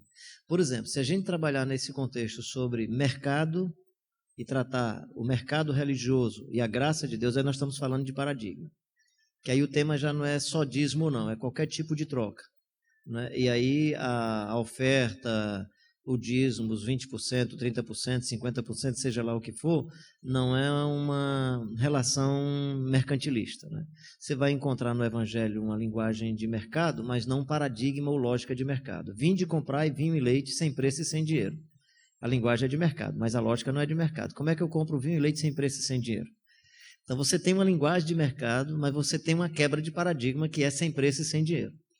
Vem dois camaradas trabalhar, um chega no começo do dia, trabalha o dia todo, chega um outro no final do dia, os dois recebem o mesmo salário. A ilustração é baseado no serviço e trabalho, com a recompensa financeira, mas a lógica não é a mesma, porque alguém chegou aí, né?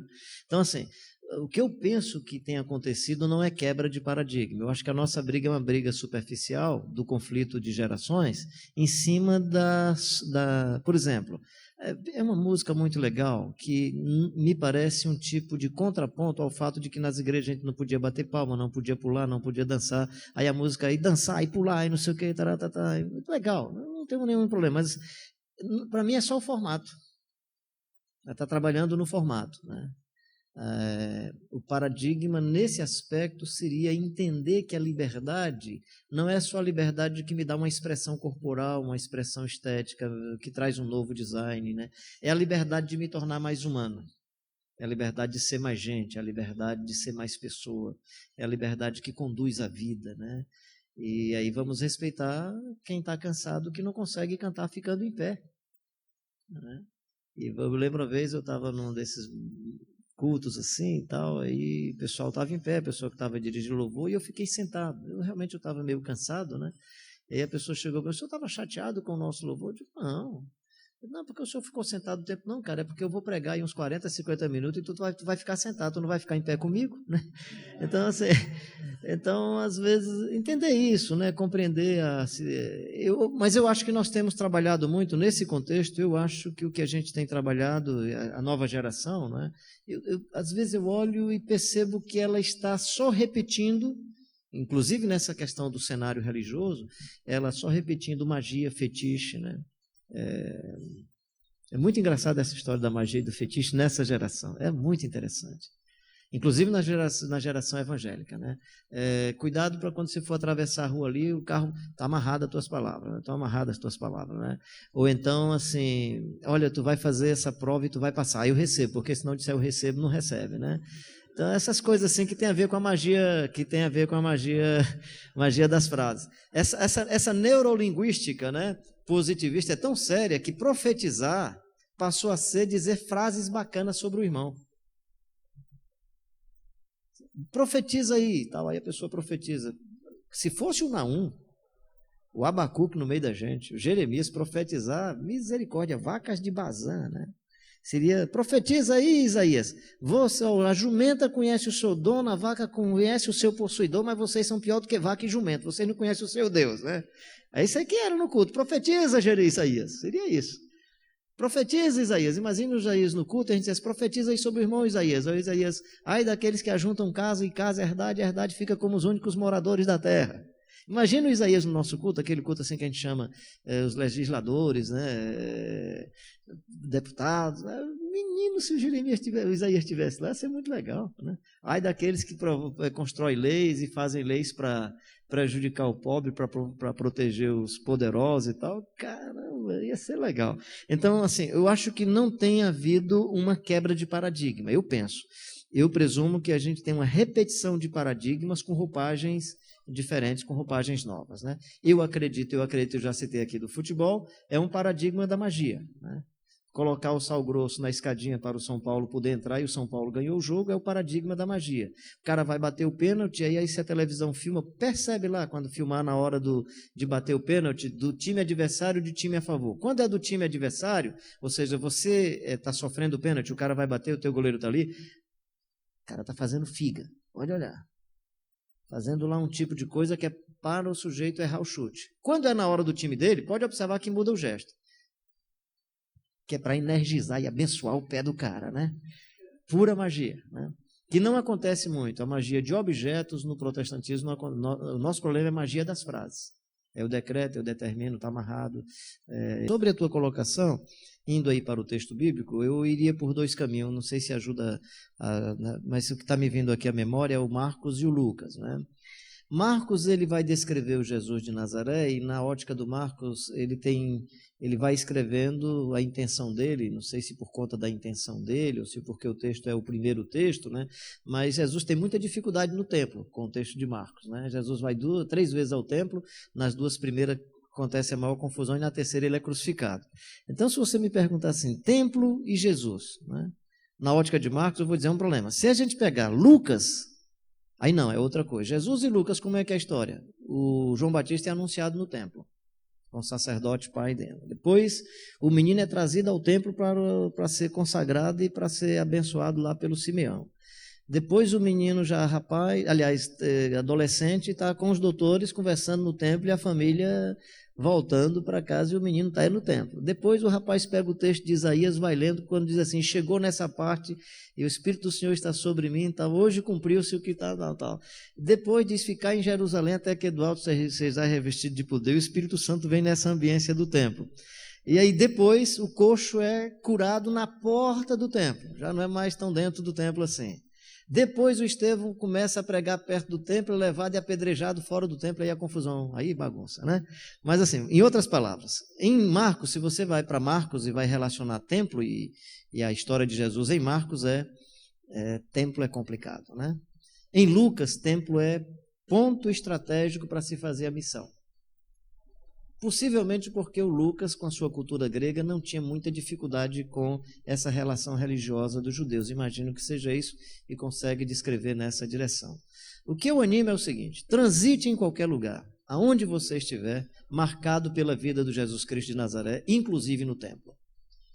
E aí, quando estiver no templo, saiba que no templo a dimensão do sagrado e do profano podem dificultar a leitura desse sagrado que é a presença de Deus, a ação de Deus, e podemos nos impressionar com dimensões sagradas da religião que não tem a ver com o sagrado do Evangelho. Esse discernimento é que eu acho que a gente tem que fazer com muita paciência, fazer humildemente, porque também podemos estar equivocados, né? Por que eu gosto de templo e igreja? Porque é o único lugar no momento que ainda me fiscaliza. É o único lugar que o pessoal ainda pergunta onde é que eu estava. É o único lugar que eu continuo assim exercendo misericórdia com os irmãos. E é o lugar onde eu percebo que o pessoal tem uma misericórdia maluca comigo. Eu sou meio abestalhado, assim, meio doidão e tal. Cara, esse pessoal é muito bondoso comigo. Está no encontro de pastores e fazer algumas coisas que aí pegar e pegar o pão e dar para as crianças. Esses caras já tinham que ter sido expulsos. Enquanto não me expulsarem desse negócio, eu vou estar nele, né? Porque é um negócio interessante, gente. Olha como a gente diz que a religião é mística. Eu acho que mística é o futebol. O cara é torcedor do Flamengo, ele nunca deixa de ser torcedor do Flamengo. E o cara é da igreja batista, vai depois para a igreja tal, da Assembleia vai não sei para qual. Parece-me que mística é o futebol, não é religião não. No Brasil, futebol é que é um negócio sério. O Santa Cruz pode ir para a Série D. Não é não, cara? Subiu para C já, né? Já está concorrendo lá com o meu Fortaleza, ver quem é que sobe. Mas você deixa a camisa? Deixa nada. Ruim é o esporte, ruim é o náutico, né? E se vir o time e tal, eu sou Santa Cruz e acabou. Agora, a denominação não, você muda, né? Então, assim, só para colocar para você, eu acho que a nossa encarnação, o nosso projeto encarnacional é florescer onde está plantado. Estou usando aqui o título de um livro, né? Florescer onde você está plantado. Foi jogar futebol? Tenta sinalizar a vida do Jesus de Nazaré. Dá para ser pastor e seguir a Jesus? Eu acho que dá. Acho que dá. Então é pastor? É professor universitário? Dá para ser professor universitário e seguir a Jesus? Eu acho que dá. Dá para ser político e seguidor de Jesus? Eu acho mais complicado, mas acho que dá. Vai enxergar de maneira mais retardada. O Jeremias enxergou bem antes do Daniel. Daniel acordou depois, mas o Jeremias há muito tempo já estava xingando. O Daniel só acordou quando mexeu na teologia dele e na concepção de divindade. Jeremias já tinha percebido, mas muito cedo. Estava nos escombros, sofrendo, sabia onde é que a pedra estava doendo no sapato, né? Então, como transitar e aonde transitar, não jogar fora as chances e as oportunidades. Por isso que eu transito. Você pergunta, você transita entre os... O Padre Luiz, Padre Chico lá em Fortaleza, dizia que eu era o pastor deles. Não tem um problema. Tem uma igreja católica lá em Fortaleza, porque não deu certo ainda. O padre diz assim, eu quero no dia da missa do galo, eu quero que você vai pregar no dia da missa. É esse o dia que eu quero, que é o dia que está lá toda gente até do lado de fora, eu quero que você pregue. E eu quero que você pregue o que você fala, onde você fala. Eu não tenho problema. Primeiro encontro dos carismáticos lá em Fortaleza, deu uma confusão com as igrejas evangélicas. Primeiro encontro dos carismáticos lá em Fortaleza, tinha um momento lá que era anunciar sobre Jesus, falar sobre Jesus, sobre Jesus Cristo, e o padre Haroldo disse, olha, nós padres aqui não temos autoridade para falar sobre isso, a gente tem que chamar um pastor. E eu estava numa vigília que aconteceu numa família não evangélica, e aí esse padre estava lá e disse, rapaz, eu estou querendo, você topa aí? Meu pai é aquele pastor que veio do mundo católico, meu pai era um católico praticante, se tornou anticatólico. Aí eu disse, olha, eu vou fazer assim, tem uma pessoa que eu não disse quem era, uma pessoa que eu vou conversar, se ele me der um sinal verde, eu tomei isso assim como sendo um sinal de Deus que eu deveria ir. E meu pai, que era muito anticatólico, disse, vai meu filho, é para pegar o evangelho? Vão proibir de falar alguma coisa? A minha bênção, que não deu mais problema, é porque algumas pessoas se converteram. Que poderia também se converter na igreja evangélica, porque não é que se converteu lá, só estou dizendo assim, e foi a bênção. Então eu transito, honestamente eu não tenho problema de ir em lugar nenhum, nem em lugar nenhum. Mas vou falar essas coisas que eu falo em qualquer lugar. Eu não vou mudar esse negócio, não. Não sei que um dia que eu mudar, esses cabas que são meus irmãos me puxam pelos cabelos, que não tem mais, por isso que pode puxar. Então aí me xinga e diz, cara, você a gente está achando que tem uma coisa estranha. Quero ter a mesma atitude de abertura de coração para ser xingado, reclamado. É por isso que eu ainda amo a igreja. E amo a igreja porque eu acho que ela ainda é uma opção interessante nesse contexto brasileiro. Me refiro às igrejas históricas, ao pentecostalismo clássico, tenho dificuldade com o neopentecostalismo, mas não teria problema se chamarem para falar, eu vou lá para falar, mas aí se eu for falar aí, eu penso que não vou ter muito tempo não. Eu fui uma vez num culto e os caras, eu percebi, eu estava com um primo meu, fui num desses cultos, cara, acho que esses caras vão agredir a gente, é melhor a gente sair daqui. E resolvemos sair. E nem fizemos coisa demais não. E o verbo se fez carne, habitou entre nós, e vimos a glória do Pai. Nós somos também uma continuação dessa mesma experiência. Aí o que é que garante na gente? Aí eu só como sugestão, eu acho que o que vai garantir, se a gente quiser criar critérios objetivos, é felizes os pobres, felizes os misericordiosos, felizes os que têm fome e sede de justiça, felizes os mansos, felizes os puros de coração. Essas virtudes é que podem garantir que você é esse cidadão, esse homem, essa mulher, que vivendo essa beleza será como uma luz no velador ou como uma cidade edificada sobre o monte. E será uma presença picante, como sal da terra. Ou seja, vai ter uma presença que agrega valor. Vivendo isso, eu presumo que essas coisas acontecem. Aonde que você vai viver isso? Onde você tiver chance. Na Igreja Batista? Na Igreja Batista. Tem um rapaz em Fortaleza que um dia me telefonou, de uma vida admirável. Até hoje ele não é de nenhuma igreja evangélica. Aí um dia me ligou, Carlinhos, rapaz, eu estou pensando tanto em ir para uma igreja, eu acho que é a tua igreja. Eu disse, Paulinho, só se for para você ser missionário lá dentro. Porque, cara, eu te conheço. Sua vida é mais bonita do que a minha. Eu acho você um cara mais santo do que eu. Acho você um cara comprometido com a misericórdia e com a justiça de uma maneira admirável. Eu tenho medo de você ir para dentro da nossa igreja e a gente estragar você. Então tem duas opções. Ou você vai para ser missionário, para todo mundo ficar mais crente, ou você não vai para a gente não estragar você. Você decide. E o cara até hoje não foi. Não sei se para o bem dele ou para o mal da gente. Seja como for, esse cara é um cara admirável. Esse cara estava dentro de um ônibus em Fortaleza, foi daí que a gente começou o trabalho de reabilitação de menino desenvolvido com violência. Ele estava dentro de um ônibus, entraram 3 adolescentes armados e gritaram, assalto, assalto. Aí um olhou e disse, ih, cara, sujou. Ó quem está ali, o tio Paulinho. Tio Paulinho, desculpa, tio, vamos embora. Os 3 caras desceram. Ou seja, eu sempre conto essa história para dizer o seguinte, se em cada ônibus nós tivéssemos um Paulinho, em cada bairro nós tivéssemos um Paulinho, nós não teríamos assalto nos ônibus, porque os meninos respeitam o Paulinho. Impressionante, impressionante. Eu ouvi do delegado, na primeira reunião que a gente fez com cerca de 46 desses rapazes, adolescentes, o delegado dizendo para a mãe, porque uma mãe de maneira inadvertida chegou para o delegado e disse, olha, vai ter essa reunião, era bom que o senhor fosse também lá. Aí ele não disse nada para ela, aí me telefonou, pastor, olha o que essa mãe fez. Ela pediu para eu ir lá. Os meninos vão achar que vocês juntaram os meninos para eu prender, rapaz, vai ficar ruim para vocês dois e tal, né? E o cara foi muito lúcido. Então ele chegou e disse assim, ó, não é porque é só o senhor não, mas eu conheço o Paulinho. Eu acho que só em ele ser amigo desses meninos, esses meninos vão mudar de vida. Esse rapaz é um seguidor do Jesus de Nazaré, assim, mas é seguidor mesmo, é seguidor de gostar de Bíblia. Claro que ele vem de experiência católica, mas ele não aguenta o mundo católico. E ele ainda está com dificuldade de assimilar o mundo evangélico. E ele acha que o mundo evangélico é em alguns lugares que ele tem andado. E eu tenho um medo dele ficar tão frustrado, tão decepcionado, e depois se tornar um cara cético. Eu digo isso com toda honestidade. Então, só para dizer o seguinte, para mim ele é um tipo de presença ambulante que está dentro do ônibus. Se vocês puderem orar por mim, eu quero ter coragem de começar a celebrar ceia nos ônibus de Fortaleza, né? Final de expediente. Mas ceia que eu digo assim, é um panelão de pão, né? Garoto que é pobre, que terminou a aula e que vai para a universidade, vai para fazer um curso à noite, não está nem tendo. Por que não, gente? Meu maior sonho é o pessoal dizendo para o patrão, deixa eu ir embora que está na hora da ceia lá no ônibus, né? Porque a gente aprendeu a fazer esse negócio só dentro do templo. E sem a sacralização da religião. Se fizer com a sacralização da religião, eu entendo na sua cabeça, eu estou fazendo um sacrilégio da gota do capeta, sei lá de onde mais, né? Mas assim, legal, acho que passou do tempo já, né, gente? Eu acho que já passou do tempo, desculpa aí a gente se estendendo tanto, mas em resumo é isso, somos uma presença ambulante da vida do Jesus Cristo de Nazaré. A partir de quê? Do poder e da graça do Espírito Santo. Vamos viver o Sermão da Montanha? Os principais narradores que eu admiro, John Stott, Dwight Pentecost, Martyn Lloyd-Jones, e alguns outros vão dizer o seguinte, Carlos Mestre vão dizer, não dá para você viver o Sermão do Monte, a não ser que, invadido pela graça e pelo poder do Espírito Santo, você possa, impulsionado por ele, viver essas coisas.